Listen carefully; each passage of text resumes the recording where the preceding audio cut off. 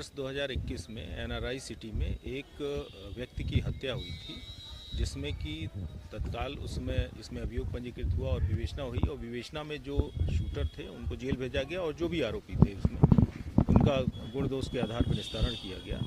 जो मृतक थे उनके पुत्र के द्वारा अप्रैल माह में एक एप्लीकेशन दी गई थी, किंतु उस पर कोई कार्रवाई नहीं होने के कारण उनके द्वारा तकरीबन 1-2 महीने पहले एक एप्लीकेशन पुनः दी गई और इस विवेचना से असंतुष्टि जाहिर की गई और उनके द्वारा कहा गया कि इसमें जो मुख्य लोग हैं, मुख्य साजिशकर्ता हैं, उनके खिलाफ कोई कार्रवाई नहीं की गई है। इस क्रम में अग्रिम विवेचना के आदेश दिए गए और अग्रिम विवेचना में कुछ नाम प्रकाश में आए, जिसमें कि एक अधिवक्ता हैं यहाँ के श्री राकेश तिवारी जी, उनको पूछताछ के लिए, और साथ में अन्य जो नाम प्रकाश में आए हैं उनको पूछताछ के लिए थाने में लाया गया है। किसी की कोई गिरफ्तारी अभी नहीं की गई है, सिर्फ पूछताछ चल रही है जो विवेचना का एक भाग है। सर, कितने लोगों को आज उठाया गया, कितने लोग पूछताछ हो रही है? 3 लोगों से पूछताछ हो रही है। इसमें अभी किसी की गिरफ्तारी नहीं है, ये पूछताछ है।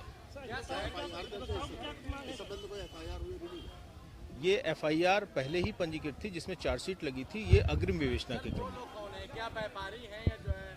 हाँ, 2 व्यापारी, ये एनआरआई सिटी के डायरेक्टर हैं।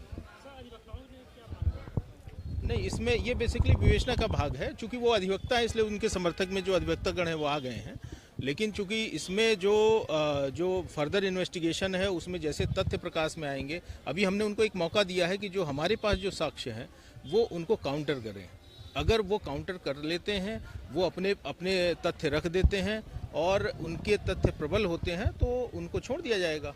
और अगर ऐसा प्रतीत होता है कि उसमें डाउट क्रिएट होता है या उसमें ऐसे साक्ष्य मिलते हैं कि जो इशारा करते हैं कि ये उस साजिश में रहे हैं या इनका किसी तरह से रोल रहा है, तो फिर इसमें आगे कार्रवाई की जाएगी। घंटों की पूछताछ के बाद क्या रिपोर्ट है?